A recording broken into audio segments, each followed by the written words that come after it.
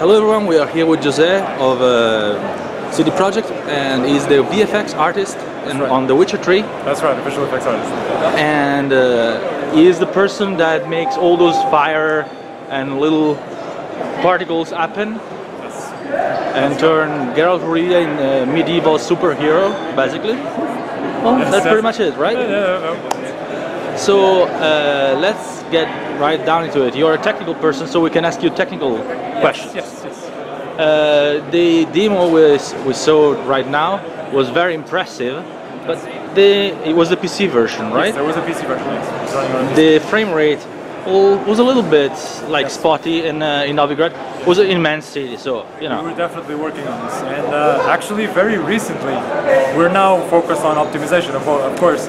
And very recently, even our technical artists have developed this really nice tool that scans the entire game and knows exactly how many assets have. For example, meshes have too many triangles, too many vertices, they use too many textures, their material is too complex, and they're doing the same thing for visual effects. Like this effect uses too many particles, this effect doesn't have levels of detail, levels of distance, so we are now scanning the entire game and checking everything to make sure everything gets. People are gonna call downgrade. I know about that already. It gets a huge frame rate increase. I mean, we're getting some things get us like 5-6 frames per second on tiny little things that fix, and then suddenly it's 5-6 frames per second higher. We're expecting to go like 12 or even more frames per second after all the optimization. And there is also redundant meshes, I'm sure. Yeah, I'm sure it's going to run at the end. It's going to run really smooth. So the PC version, of course, is going to depend a lot on what PC do you have. What kind of rig did the demo run on? I think the demo ran on a pretty decent rig. I mean, I'm not entirely sure if the graphics card was a Titan. It's pretty high end. Well, that's more than that's decent. I mean, yeah, well, that's probably, if you can put several Titans on top of each other, and I'm sure you can run the game very well. But I can tell you that we as developers, we at CD Projekt Red, we don't actually play the game, we run the editor, which is a lot heavier because it loads a lot more information than actually the game needs. So, and we have a fairly medium range graphics card. Like for instance, I think I have a GTX 660. What kind of fidelity can I get? You can get a 660, I think almost.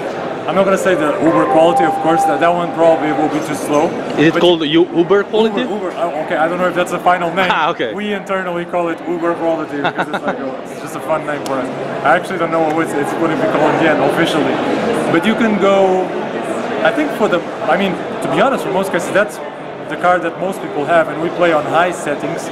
Again, I'm not entirely sure if these are final specs because the graphics are still increasing. We're still updating everything as long as the project. So, but I think a mid-range graphics card will be able to you will be able to get very good quality out of it. Okay. Of course, the console version are going to have a little bit of sacrifices compared to the PC version because they don't have a Titan inside. So what kind of elements in the game can we expect to be sacrifices for the console versions, like EA or anti-aliasing or? I thought that I heard something about the screen space ambient occlusion being slightly different, working slightly different on consoles.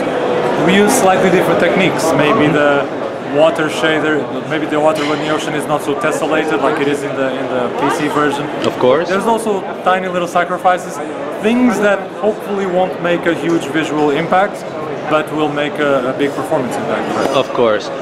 What kind of anti-aliasing is used on console? Do you happen to know? Oh wow, I have no idea. This one unfortunately goes a little bit beyond my capabilities. Beyond the visual effects. Yeah, beyond visual. This is for the graphics programmer. It's okay.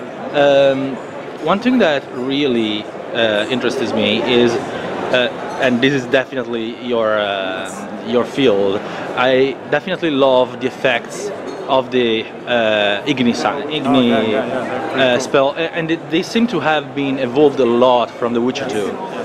How many particles is that effect in the demo so far? Because they seem a lot.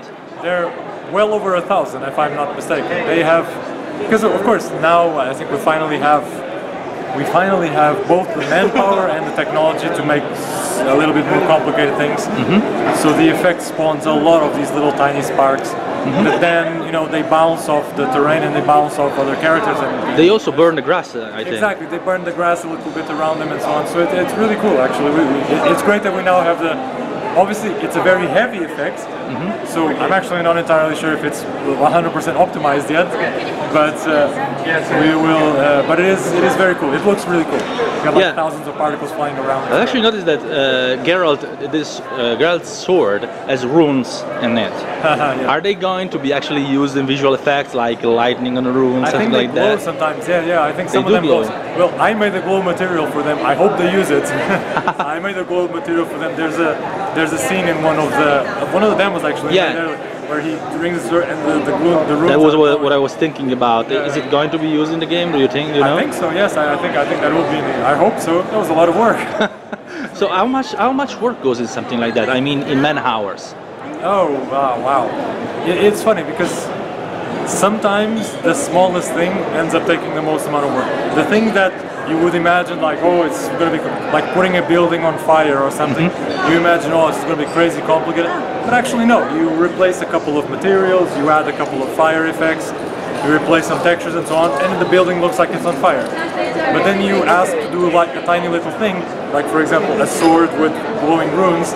And it's like, wow, we have to add an additional material, and we have to mask out the runes, and then we have to somehow create a track that will highlight the runes. This ends up being quite a surprising amount of work. I'm not going to say hours and hours and hours, because it was fairly quick to do, but it's a lot more than you would expect for something so small. Novigrad is immense. I've seen it. Pretty big. That's pretty big. I think it's something like 30 square miles or 60 square miles, or that's the whole area. I think. That's probably the whole area.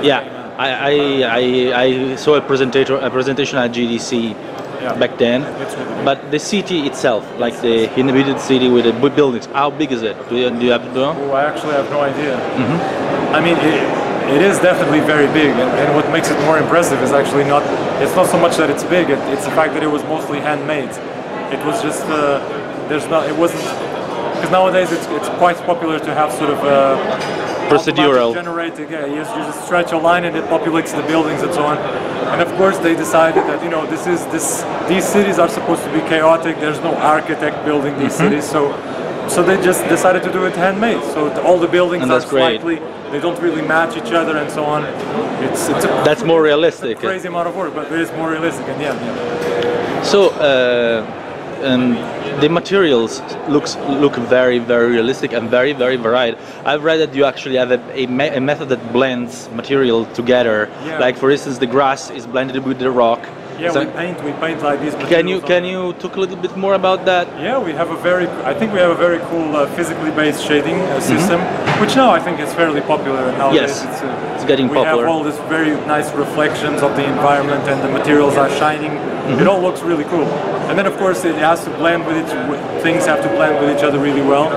And also with the lighting, they have to react to lighting really well. Lighting is actually one very cool thing that we have, because we have something which we call image-based lighting. It basically means that we have no baked lights. So you can actually use your signs.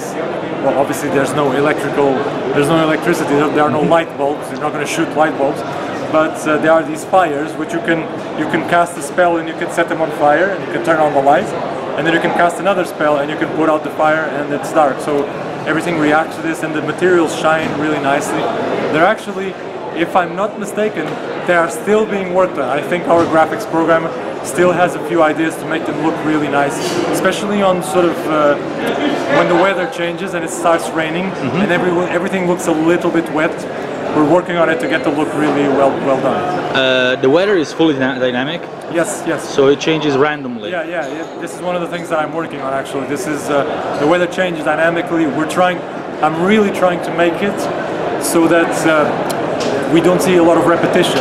We have a system that has like I don't want to get too technical, but we have like an array an array of weather presets, and then each of the presets has probability of events. So it's like there's a probability of certain clouds, there's a probability of rain. So for instance, the rain like can vary in intensity too? Yes, it varies in intensity, it varies. And then the most important thing actually is that one thing which I really want to do is the transitions, because that one is very tricky. That's true. When you see most open world games, you see like there's a cloudy sky, and then suddenly it changes really quickly and starts raining. And that's not really how it happens. You usually see the clouds coming, the rain clouds you see coming from a distance. Do you actually see the shadows of the clouds on the ground? Oh, this one, we're almost done with it. I've been pushing for this for a very long time. That's something no one has. Shadows. I definitely want cloud shadows because it's sort of, you have these vistas in the game and you have clouds coming. It would be really nice if you would have shadows on the ground. So is there snow in the game too? There is snow in the game, yes. Some of the areas they have as well a probability of snow. Yes. And when it's snowing, the texture of the ground, do you see the snow on the ground building up too? That's actually a very good question. I think yes. I think we do have some situations where it starts snowing and you can see the snow building up slightly.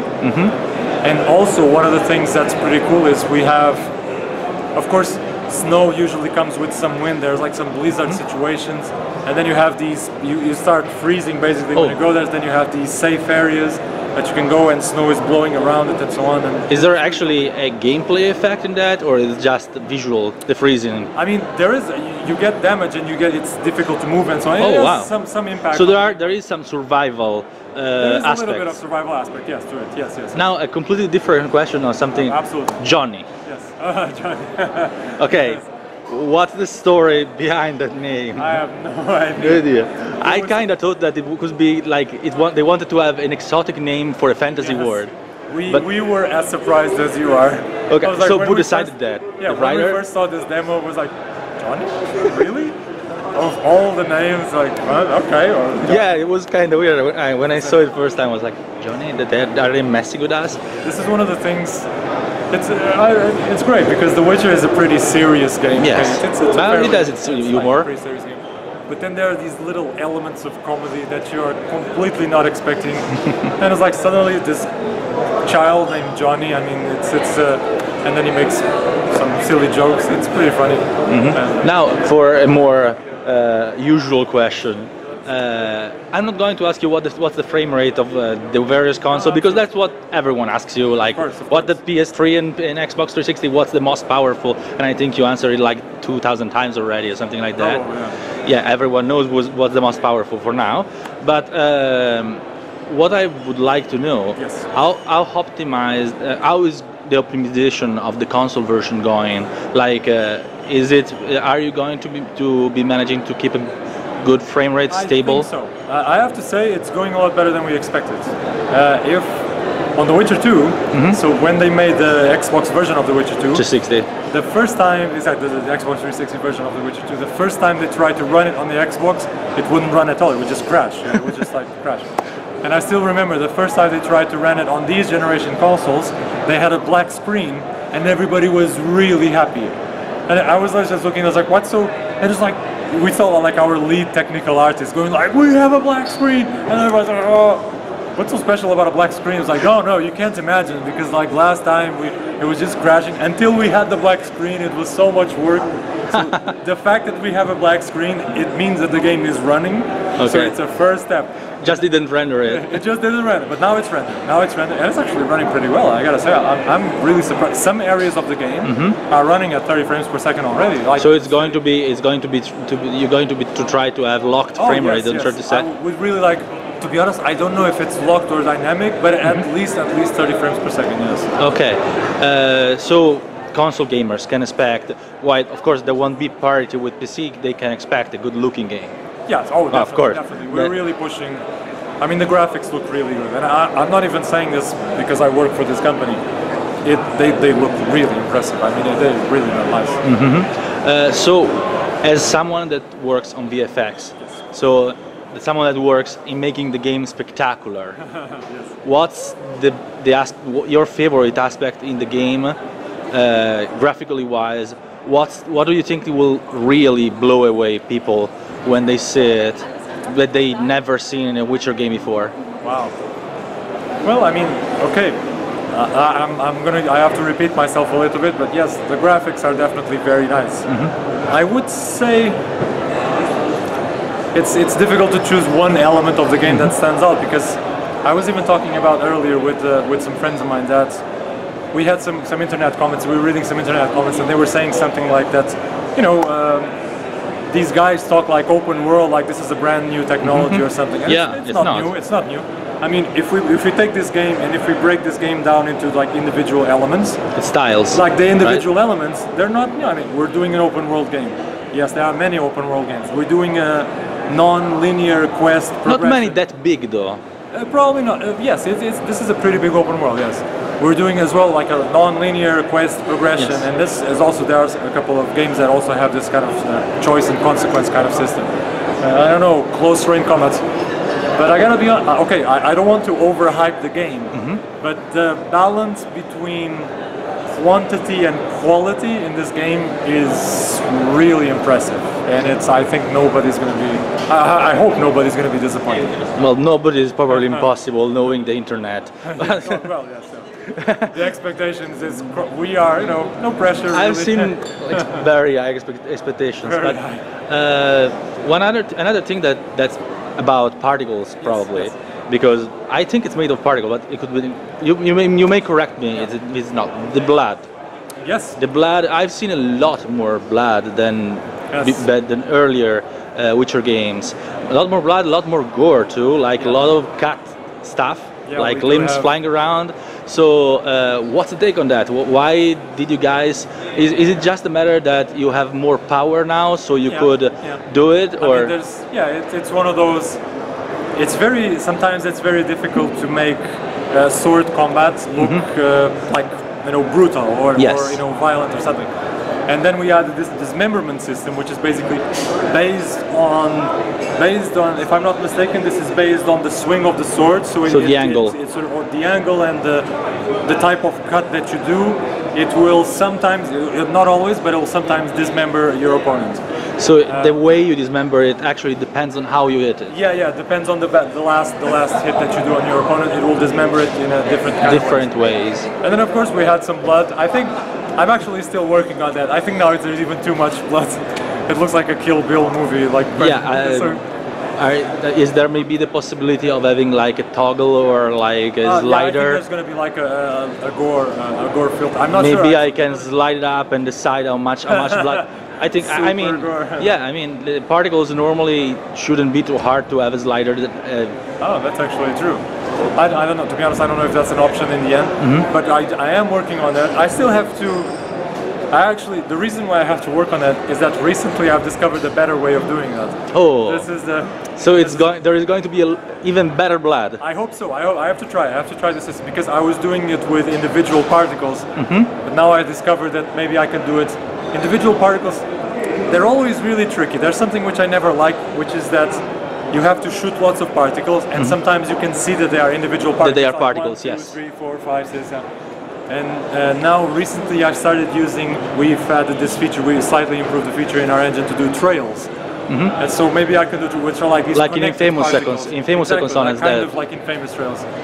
So we have this. We had them for a long time, but now they're working slightly better. And so if we connect them, they actually work a lot better. They look a lot nicer. So I'm going to try again. Actually next week. Next week I'm going to go back to. Let me know. I'm going to try to do this system with the trails to see if it looks better or not. Well, so far it looks really incredible, and I'm really pleased. It needs a little bit of frame rate improvement, but we are like 6 months from release, right? Yeah, 6 more, 8 months maybe. No, 6. I think 6. 6. Yeah, it's February. So hopefully, yes. We actually just very recently we did a major upgrade to the vegetation system, which uses this speed tree. I don't know if you've heard about it. Yeah, of course. So we use speed tree, and we made this major upgrade to the vegetation that is a lot faster now. It processes. Does it still use the system you guys talked about, the GDC, in which the vegetation appears according to how much sun a certain place gets? We have a guy. There is one guy at Sleeper on the environment team. He's absolutely expert on vegetation. He knows every type of flower, every type of grass, and he knows exactly what's supposed to grow where. So what type of grass or what type of tree is supposed to grow on the mountains, what type of tree is supposed to go near the water. So everything looks amazing. Actually, the guys from Speedtree, they got in touch with CD Projekt to like that they were mind blown that this was done with Speedtree. Even they themselves were like, didn't know it was possible. Speedtree? Wow, this looks really great. Well, this is great. Can't wait to play the game and can't wait to see the next demonstration. So thank you very much for the interview. Thank you very much for your answers. I'm sure our readers will love them because they love all this kind of technical stuff. So I'm sure they'll be pleased, and we love the game. I can't wait to play it. Thank you very much. Thank you very much.